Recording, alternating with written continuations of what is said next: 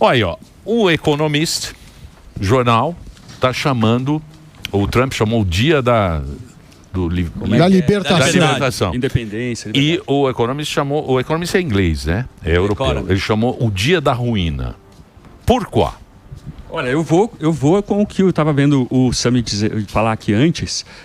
O Trump também chamou de dia da independência, né? Esse anúncio aí das tarifas de ontem. Para mim, qual que é a grande vantagem de independência? Né? Se a gente olha a história do mundo, da economia, a riqueza, a receita para a pobreza, se a gente quer assim, não, vamos ser pobre, vamos ser miserável, a receita para isso é a independência. É você tentar fazer tudo sozinho. Né? Se eu tento, imagine aqui você que está ouvindo aí em casa, se a gente tentar fazer um remédio, uma simples dipirona sozinho. Né? Então eu vou ter que ficar ali 1 ano, mais ou menos, imaginando, tentando descobrir, estudando como que se faz esse remédio. Mais 1 ano para tentar produzir. No entanto, eu posso, por algumas horas do meu trabalho, alguns minutos do meu trabalho, comprar esse remédio de uma pessoa que também tem o lucro dela. Então, o Gandhi, por exemplo, na Índia, ele insistiu nessa de não, vamos ser contra os importados, né? Vamos fazer tudo sozinho, autossuficiência. Isso é uma bobagem, a gente tem que comemorar a interdependência, o fato de todo mundo precisar um dos outros. E daí muita gente está... Seria o globalismo isso. O princípio do globalismo era isso aí. Da globalização. Da globalização, então. Acho que o globalismo tem uma coisa... tem outra Qual é a diferença do... De impor regras. O globalismo seria uma outra frente de poder, né? Ideológico. Então, mas a globalização, como é que se chama, não deu certo. Não, como assim, pô? O mundo, nos últimos 50 anos, a pobreza diminuiu mais que nos 500 anos anteriores. Eu sei, mas ele não funcionou direito como... Por exemplo, vamos pegar a empresa sueca, a Volvo. A Volvo fazia o motor na Suécia. Sim. Fazia o caminhão na Suécia, o motor na Suécia... E o funcionário, só terminar. Desculpa. E o funcionário ganhava, sei lá, $7.000 todo mês. Quando veio a globalização, ele passou a fazer o motor no Brasil. Esse funcionário da Suécia ganhava 7 mil, perdeu o emprego dele lá e fazia o motor aqui, para o funcionário ganhava 2 mil. Isso foi a globalização, que China foi... E a Índia também, né? A Índia. Que esses caras que tinham a mão de obra baratinha acabaram... E os Estados Unidos foi pro saco. Que é o que o Trump ficou pobre. Não é isso que ele quis dizer? Não, ó, vamos lá. Se você tem alguém fazendo alguma coisa mais barata por um preço melhor, para o consumidor, isso é ótimo. Isso é excelente. Eu sei, mas acabou com o emprego lá na Suécia. Mas esse cara acaba que ele pega um emprego mais produtivo. Né? A Suécia não está com desemprego hoje, a renda não está caindo. Mas é pior a vida do cara lá. O Wall Street Journal, o jornal americano, ele fala que essa é a guerra comercial mais estúpida que existe. Você acha isso? Porque os Estados Unidos, ele está... A participação dos Estados Unidos na economia mundial, ela caiu dos anos 60 até 2010, 2013. A partir dali, ela só subiu. O desemprego está baixo nos Estados Unidos, está com um problema de gente nos Estados Unidos. A renda também não está estacionada.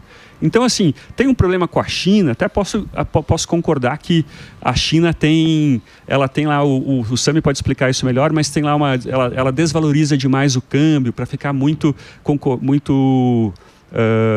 enfim, ter vantagem comercial, né? Mas por que ele não aplicou, então, só taxa para a China? Aplicou também para o Japão, 24%. Austrália. E o Brasil, por exemplo, digamos que o Brasil tem um déficit comercial, os Estados Unidos têm um déficit comercial com o Brasil. É pequeno, né? Tanto que ele botou só 10% de taxa. Mas isso é por quê? Porque a gente exporta, sei lá, café. O Brasil tem um superávit comercial com todo mundo, o mundo todo em relação a café, porque, sei lá, mais de metade do café do mundo sai de Minas Gerais. Isso é bom para os países. Os Estados Unidos vai produzir o próprio café, né? Não faz sentido, cara, ele produzir. Então, a receita para a prosperidade no mundo é especialização e comércio, né? A gente se especializar numa função, naquilo que a gente sabe fazer melhor. Eu, no caso, que eu mais sei fazer é irritar professor de história. E a gente faz as pessoas perderem tempo na vida. O pânico é a nossa habilidade, mas nossa então função. É um tiro no pé do Trump, como vocês estão colocando aqui. Então, mas se você partir desse princípio, por exemplo, o Brasil vai virar uma colônia zona. A gente nunca vai ser um país bala. Se você partir desse princípio... Sempre dependente, né? Sempre dependente.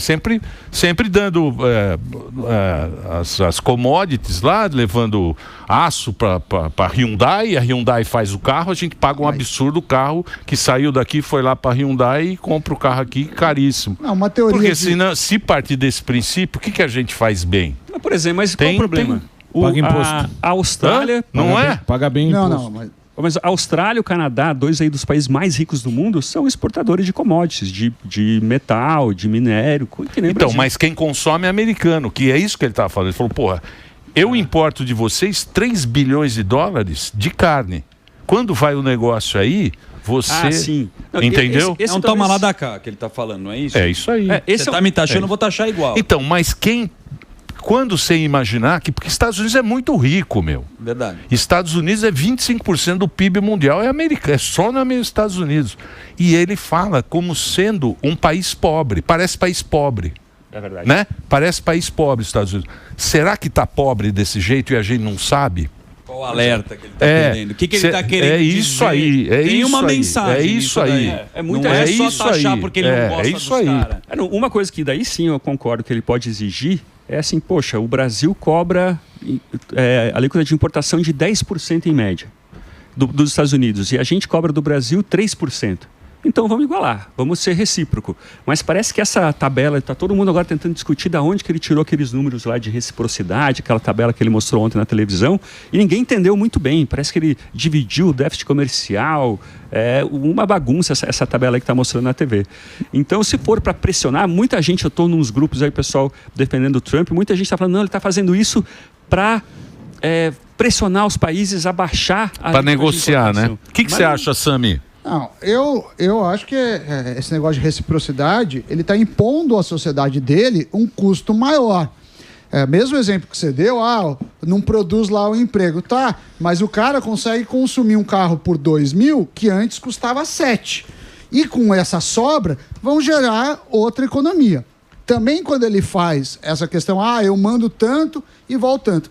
Não é uma conta que faz muito sentido para mim, porque é a mesma coisa, eu falo, Emílio, você me deu 3 mil e eu te dei 1.000. Mas, tudo bem, mas às vezes você tem um patrimônio, uma renda muito dispare da minha. Então não quer dizer isso. Como a maior nação do mundo, eles têm riqueza suficiente, não só produzida lá, como para ter relações desiguais.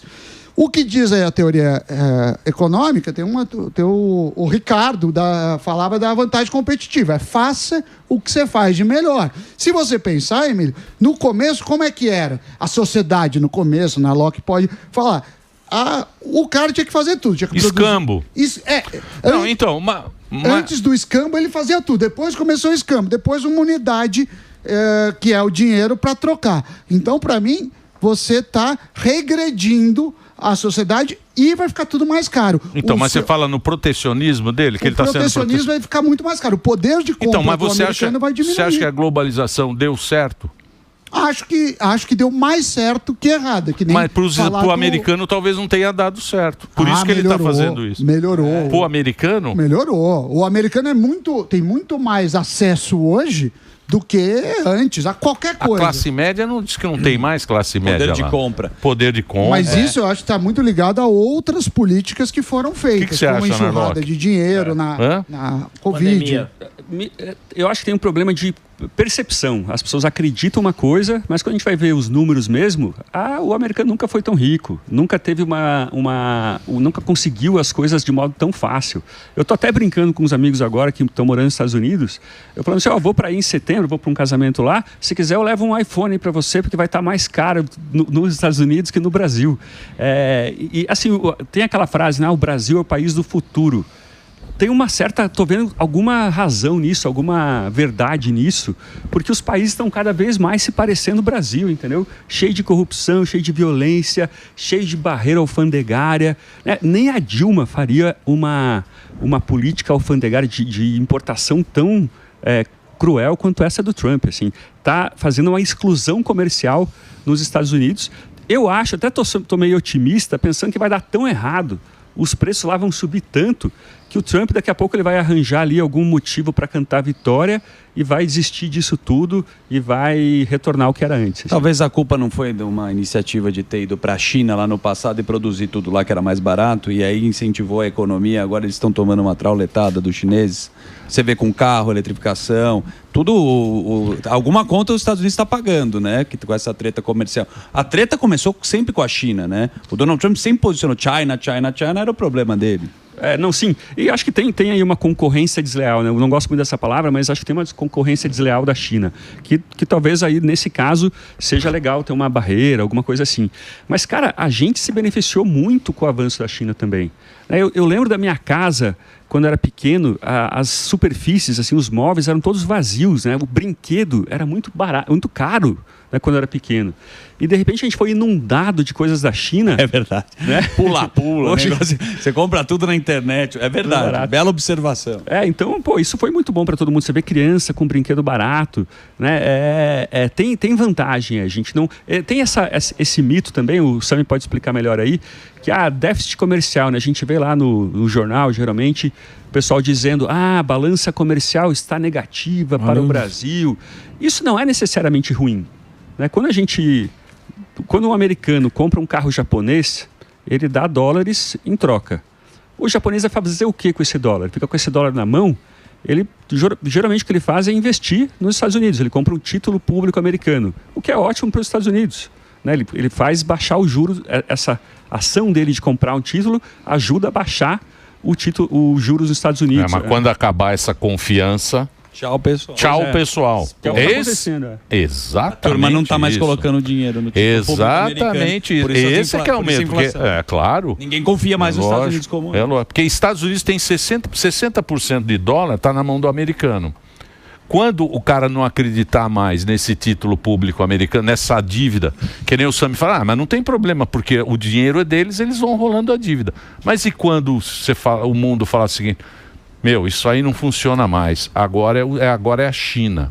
Porque a China foi por outro caminho, né? Sim. E esses dinheiros, né, que a gente vê... Gente, é um negócio maluco, porque os Estados Unidos, o que eles gastavam de dinheiro com essas ONGs... Sim. Pelo mundo... Jorrava dinheiro. Então... É impressionante esse negócio. Mas isso assustador. Bilhões e bilhões... Ele cortou todos esses parasitas. Cortou todo esse esquema. Então, isso que o Emílio está falando, né? E que o Zuckerman também, dele sempre falar da China e de falar em retomar a era da indústria do americano, lá dos carros e tudo mais. E ele está enxugando, tirando também todas essas participações em OMS, em USAID. O que ele estaria pretendendo em relação a poder? Tornar, tudo bem, tem o slogan dele lá, tornar os Estados Unidos, mas também tem esse crescimento da China, onde ele iria realocar ali para os americanos, que a início seria taxar, ele diz, né, eu estou taxando quem está me taxando. Qual seria o maior objetivo dele dentro dos Estados Unidos?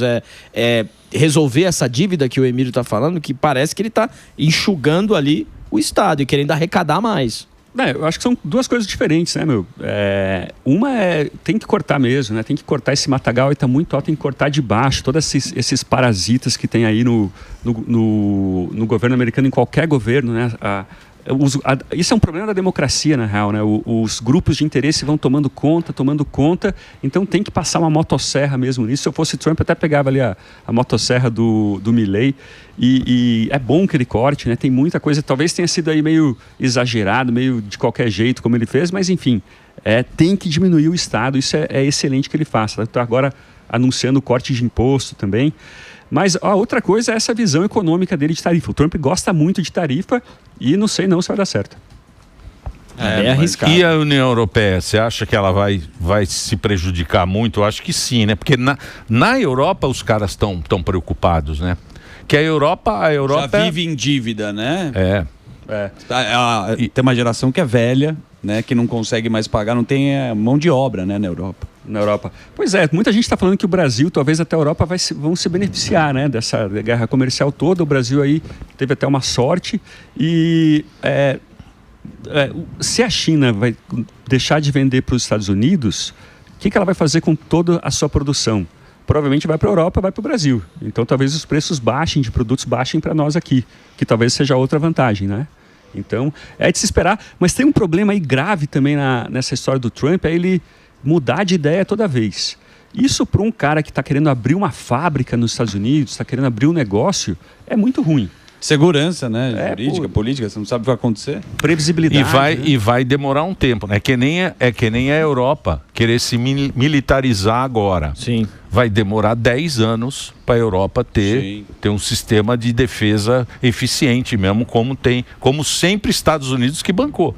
Porque Estados Unidos que sempre segurou a Europa com a OTAN e tal, que é tudo Estados Unidos. A OTAN é Estados Unidos. O Trump chegou a ameaçar também a cortar a verba para a OTAN. Sim, aí acabou. Então, mas isso custa. Muito. Quanto custa a segurança americana? É 1 trilhão por ano, cara. Esse negócio custa lá. As guerras, e quem paga é o imposto, pô. O americano. É o imposto. Então, ele quer fazer meio ser anti-Haddad lá. Ele quer tirar o imposto em cima dessa economia. Protecionismo. É isso que ele quer fazer. Ele investe no próprio Estados Unidos e a ele falou, eu vou agradar agradar o pagador de imposto americano. Sim. Então é isso que ele está fazendo. Essa taxação que ele está falando do México e do Canadá é droga. É droga que entra pelas fronteiras.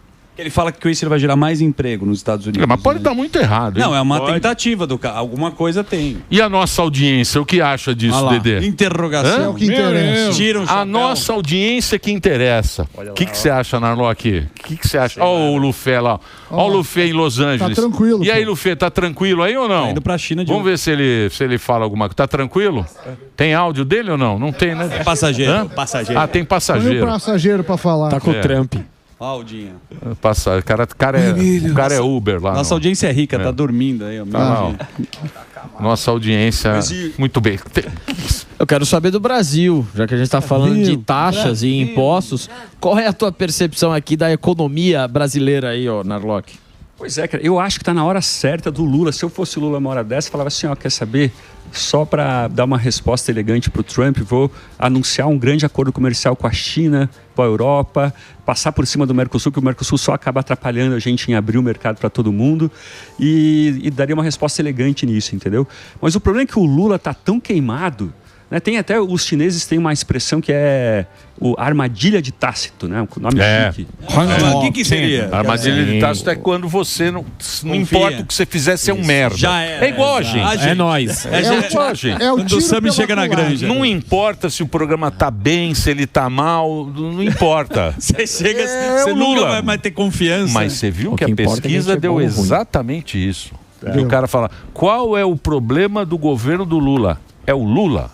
É o Lula. É o Lula. Ninguém mais acredita ninguém no Lula. aguenta cara. mais. Daí, nessa armadilha de Tácito, o cara, ele tá com uma antipatia tão grande, ele já irritou as pessoas tanto, que mesmo se ele fizer um negócio sensato, se falar alguma coisa que não seja um absurdo, como geralmente fala, as pessoas falam, puta, esse cara de novo não. Né? Então é o que aconteceu mais ou menos com o Dória, né? O Dória, se você olhar ali no governo dele, foi um governo mais ou menos na média, talvez até melhor que os outros governos estaduais. Mas o Dória foi tão chato. Saturou. A gente se irritou tanto com ele que, por melhor que fosse o governo dele, a gente fala, não, esse cara de volta não. Então isso está acontecendo com o Lula. E isso é muito louco em campanha em política, né, meu? Como quando você simpatiza com alguém, a tua cabeça começa a arranjar motivos para justificar, para gostar daquele cara, mesmo se ele for mostrando aí em golpe contra velhinhas, for mostrado em golpe contra velhinha, em qualquer mentira, falando qualquer mentira. Então a gente tem que tomar cuidado com isso, né? De não ficar justificando, arranjando justificativa para qualquer coisa. Mas também não fez nada para que... Zero. O que esse Qual foi a governo iniciativa? fez? Então, isso Fala uma. tá tudo nessa pesquisa aí, ó. Essa pesquisa é grande, é legal essa A pesquisa. da Genial, a gente trouxe ontem aqui. Não, mas tem muita coisa lá. Que a gente faz um recorte. São 50 páginas. O cara pergunta assim, para a população, para o afegão médio, uma atitude do governo que fez bem para você nesse tempo? O cara não sabe lembrar uma coisa, porque só taxou. Aumentou Só taxou. Criou novos impostos. Que é o que o Trump está querendo. E aí, é o que ele está querendo fazer Diminuir. lá. Aumentou a única o lembrança custo, que o povo tem. carreta furacão, viagens maravilhosas. E a situação do Brasil, essa inflação maluca. E a inflação, o que você acha? Olha, esse que é o problema do Brasil, né? Que como a produtividade é muito baixa, né? A gente não consegue crescer muito. É como um Fiat 147, assim, né? Você começa a correr muito, já superaquece a economia, né? Então, nessa hora, seria perfeito abrir o mercado para a gente ter uma produtividade maior, ter mais produto no Brasil entrando mais barato, mais máquina, a indústria nacional ser exposta à concorrência estrangeira para competir mais, para aumentar sua capacidade. Mas como a gente não tem isso, o Brasil é muito fechado, se as pessoas começam a consumir muito, pronto, já superaquece, tem inflação, o Banco Central tem que subir juros. Como o desemprego está baixo, seria uma hora boa de você abrir o mercado. Mas o Lula, ele não... Até o Haddad, uma vez, ele estava criticando o presidente do Uruguai, lá, o presidente anterior do Uruguai, falando, esse cara é meio esquisito, ele acredita em livre mercado. Né? Então, um cara desse jamais vai fazer isso. Né? Então, é um governo sem ideia, né? Os governos anteriores do Lula tinham ideia, tinha pelo menos um rumo. O Lula ali esbraveja... O Meirelles, você diz? A ideia do Meirelles? O Palocci. O moderado, né? O Palocci. O Lula, ele... Pô, essa turma ruim, hein, bicho? Você lembrou de uns caras que... Puta merda, hein? Carreta também. É o Mickey Puta mesmo. merda. Você lembrou de uns caras que... Agora deu tristeza também. Porra, deu uma tristeza em mim agora, bicho. Não é? Mas engraçado, o Brasil sempre fica... Né? Ele sempre bate patina, na trave, né? Sempre patina. É o mais antigo país do futuro. Perde a passada. Tem que fazer um break? Pro Narlock. Por quê, hein? Que o Narlock comprou o horário. Então, Narlock pede um break agora. O Instagram dele... O Instagram é bom, hein? L Narlock. Narlock é Narloch. É muito elegante. L Narlock. Vai lá, Reginaldo. Posso trazer uma história cabeluda que o Narlock sabe? Cabeluda? Gente, uma história cabeluda. Qual? Que é o Ministério Público vai investigar a compra do Banco Master pelo BRB. Stones.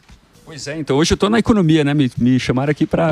Você manja. Vem no lugar do Sam uns dias. Opa. Pois é, então, esse banco BRB ficou conhecido porque quando você ia investir, botar um dinheiro ali em título privado, ele era o que mais pagava, né? Pagava 140% de CDI, né? Com um fundo garantidor de crédito cobrindo, né? O CDB do Banco Master. E de repente começou a pegar empréstimo demais. E geralmente o banco pega empréstimo a longo prazo para emprestar no curto prazo, né? Mas o Banco Master não emprestava dinheiro. Daí todo mundo começou a se perguntar, o que afinal faz com todo esse dinheiro que ele está arrecadando? O que faz o Banco Master? E ninguém sabe muito bem, né? Ele investe em empresas que estão meio mal das pernas para depois vender elas melhor, mas isso não está acontecendo direito. Trambique. Então, e daí agora o BRB, o Banco de Brasília, decidiu que vai comprar parte do Banco Master, ou seja, vai pegar esse problema para ele. E o Banco Central agora está para decidir, né? Como é que resolve essa questão. É aquele problema, né, cara? No Brasil, quando um empresário tem prejuízo, quem paga é o consumidor. Se o cara der algum problema, ele sai ileso. E tem o caso do BTG, tentou comprar no ano passado por R$1. O Esteves fez a O BTG comprou o banco do Silvio Santos, né? O Pan-Americano. Esse é outro só, do Banco Master. E agora, o cofre de Brasília, né, que é o BRB, vai pagar 2 bilhões. E aí estão querendo entender por que essa disparidade de valores. Como que um negócio que valia R$1 vai valer 2 bilhões? Aí estão falando, não, porque aí tem os ativos, esses não entram. Mas acho que ainda não conseguiram convencer do valor. Ou você já investigou alguma coisa, Narlock? Cara, pra mim tá pegando muito, tá muito feio, tá muito na cara que isso aí é um prejuízo que o brasileiro todo vai pagar, não só os de Brasília, porque Brasília, o Distrito Federal, é muito bancado pelo Brasil todo, né? Então é uma vergonha, uma completa vergonha. Tomara que nesse caso, né, o Ministério Público, que tanto se mete em questões que não deveria, tomara que se meta nessa de verdade e evite esse problemaço todo, né? Que coisa. Que coisa, hein? E a Argentina? A Argentina, você acha que a Argentina, o Milei, o Milei, ele tá agora indo totalmente contra o caminho do Brasil. E a repercussão que dá é que a vida tá melhorando lá, a economia tá melhorando na Argentina. Você acha que isso influencia um pouco aqui a visão dos brasileiros? Claro, tem aqui as pesquisas, né? As pesquisas estão falando muito nessa parte da economia. Super acho, cara. O Milei, ele tá fazendo tudo direitinho. Não é fácil, né? A situação pode azedar, não é garantia de que vai dar certo. Mas assim, a gente não pede muito, né? A gente só queria um governo que não gaste mais o que arrecada, que dê segurança para as pessoas investir, né? Mesmo pobre no Brasil, a gente fica falando esses negócios de segurança jurídica, previsibilidade econômica, né? Os economistas adoram essas palavras. Mas quem mais gosta disso é gente pobre, cara. O cara que quer abrir seu negocinho e não quer ter que pagar suborno de repente, ou não vai ter o lugar assaltado. E o mínimo que a gente espera de um político é isso, né? Dar o básico, né? O governo que não vai assustar o investidor porque de repente vai dar uma crise aí de uma crise fiscal. Então o que o Milei está fazendo é muito bom. O Trump deveria se inspirar no Milei, na minha opinião. Corta parasita, corta todos esses penduricalhos, liberaliza a economia e bola para frente, deixa as pessoas fazerem o que acharem melhor. Então, mas lá nos Estados Unidos era muito liberal a economia, né? Ele está fazendo o oposto, né? O mercado é muito aberto nos Estados Unidos, cara. Você vê taxação lá no... E Estados Unidos, você compra carro, não tem imposto. É zero. Você vai lá, você compra zero imposto. Isso dá uma inveja, né? Dá uma inveja. Você vê os carros metade do preço. O IPVA equivalente é uma taxinha fixa, não depende do valor do carro. Lá não... Mas lá você também paga muito imposto, né? Não é assim. Muito sobre renda, né? E patrimônio. Imposto mas você paga bastante. Mas é melhor do que sobre consumo. O país devolve, né? Você compara os Estados Unidos com o Brasil, muito mais do que no Brasil. Não, mais que o Brasil, mas também lá tem aqui no Brasil, os caras são malacos. Porque é o seguinte, o cara sempre quer te ferrar. Por exemplo, aqui você tem, vamos pegar um exemplo, IPVA. Certo. O IPVA, quando eles vieram com a conversa do IPVA, era o seguinte, olha, nós vamos fazer umas puta estrada. Um tapete. Marginal vai ser um tapete. Meu Deus. Essa conversa. Não terá mais pedágio. Não cobraremos mais pedágio, por quê? Porque cada nós vamos socializar as estradas. Era essa a ideia? Cada um vai pagar um pouquinho no seu automóvel e teremos estradas maravilhosas. Vai ser tudo igual da Alemanha. E sem custos adicionais, né? Sem custo nenhum, estradas fantásticas. Aí o povo fica bravo, a gente fica bravo um pouquinho, reclama. Mas vai ser pro bem. Mas vamos lá. Começou a porra do IPVA. Aí foi IPVA, fizeram o extrato desburacado. E adivinha. E não agora parou. Não temos, vamos fazer a PPP. Agora não temos as condições de fazer. Continua. A porra do IPVA. Você compra o carro. Exatamente. Você paga quase 50% de imposto. Sim. E você tem que pagar todo ano 4% do que vale para você ter direito a andar numa estrada ruim e agora tem pedágio na estrada. Ou seja, é uma pataquada. Exatamente. E tem o Brasil a manutenção do buraco. E a gente vai engolindo. Vai engolindo e acha que tá... Tem um provérbio que fala que nada é mais permanente que um imposto transitório. Agora, por que a gente aceita isso, Narlock? Pois é, cara, a discussão sobre imposto mesmo, o Lula do nada ali, de repente, mais um imposto. Mas é muito louco, né? Como essa imagem do Lula que a gente estava falando antes, grudou que ele é o cara que só quer saber de gastar mais. O Lula parece que ele tá preso lá nos anos 80, né, ali quando foi feita a Constituição e tal, que a gente acreditava que o governo era a solução de tudo. Então, para tudo dar certo, tem que ter mais imposto, mais governo, mais Estado. E hoje a gente já pensa diferente, a gente está vendo que o governo é a causa dos problemas. O Lula ainda não entendeu isso, que mais imposto, as pessoas já se ligaram, como você está falando, que mais imposto é mais maracutaia, não é uma estrada melhor. Quanto maior o Estado, mais espaço para te sacanearem. Por isso que muita gente defende o Estado menor. E o povo hoje acha isso, né? Então, mais um imposto, o povo já está cansado disso, né? De tanta coisa. Ninguém mais acredita que isso vai ser bom para mim no fim das contas, né? Mas Você tá otimista, Narlock, para Não tá muito, não. Você tem um caminho, você tem um Não caminho, tá muito, tem um não. cajado de Moisés pra gente ou não? Eu acho que a eleição em 26, o Lula já perdeu, o PT já perdeu. Eu sempre erro minhas previsões, viu? Mas... Não é essa, não. Mas eu acho que o Lula já perdeu essa eleição. O Tarcísio, se quiser, vira presidente, mas acho que não vai querer, né? Porque deve ser muito ruim ser presidente. Ser governador de São Paulo é muito melhor. Mas o Sam me falou uma coisa legal ali, rapidinho, sobre o IPVA, que é o seguinte: se a gente tivesse uma taxa que não varia conforme o valor do carro, uma taxa fixa, a gente ia parar. O carro mais caro, que é mais seguro, tem mais airbag também, ele não seria tão caro. Então, se desse para você fazer a mesma taxa, uma taxa fixa para todos os carros, seria muito bom para todo mundo. A gente, né, quando você vai para um país melhor, você vê lá um monte de carro rico, chique, né? As pessoas nem acham que é tão chique assim, é um carro de classe média. Então a gente podia ver isso aqui um pouco no Brasil também, né? Parar de culpar as pessoas, castigar as pessoas, obrigar as pessoas a andar de carro ruim pelas ruas. Muito bem. É isso, Dedê? Fechou? Você tem pergunta ou não? Piririm Bororó. Posso liberar o Narloquinho? Hoje ele tem um almoço. Hoje Tem ele vai escrever o livro dele. E o livro? Cadê o livro? Terminou? Então, para falar Tem um aqui, passinho. E falta aí? pouco, falta ali só dar uma revisadinha agora. Próxima vez, prometo, hein? Será? Próxima vez que eu vier aqui, vai ser para lançar o livro, hein? Exclusividade do Pânico. Como é que chama? Provavelmente as teorias elegantes que explicam o mundo. As ideias elegantes, o que você acha melhor? Não, você que sabe. O título é teu. Mas é mais ou menos o quê? As ideias elegantes que Explicam o mundo. explicam o mundo. Ideias muito fáceis de entender, né, que você em um parágrafo entende, e o potencial explicativo delas, de explicar como as pessoas se comportam, a economia, é imenso. Né? Então, eu tenho muita preguiça, às vezes, de uma teoria lá que, 700 páginas de um livro Chato. para explicar lá os anos 20 do Brasil. Eu gosto mais daquilo que muito facilmente faz eu entender muito. Mais direto. Né? Ideias poderosas, assim. Então é mais ou menos nessa linha. Ideias. É um livro parecido com o Sapiens, sabe? Sei.